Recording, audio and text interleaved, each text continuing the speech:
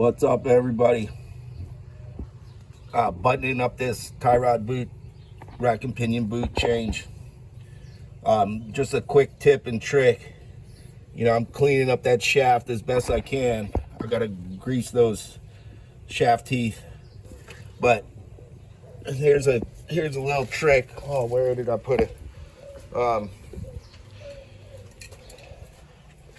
Yeah, just tape some sorbent pad onto an end of an extension, double extension, and get it in there and clean as much as you can.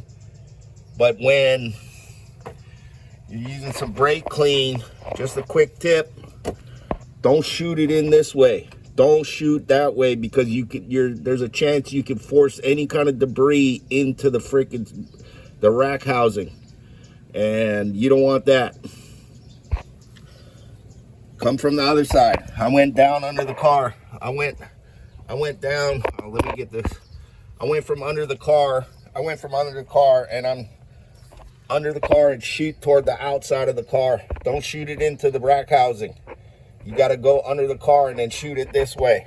Shoot it. Where's my finger? Shoot it this way to here. Shoot to here from the other side. So that way you avoid getting any debris on those gear teeth. That's about it. I'm gonna put it all back together. Again, don't use vice grips on that freaking rack shaft, man. Look, the boot was leaky. You can see some rust. So I'm gonna lube this thing up. You clean that. I'm gonna clean that and then get some new grease in there and then button this thing up. Hope it helps. Hi Rev 90. Peace. Aloha.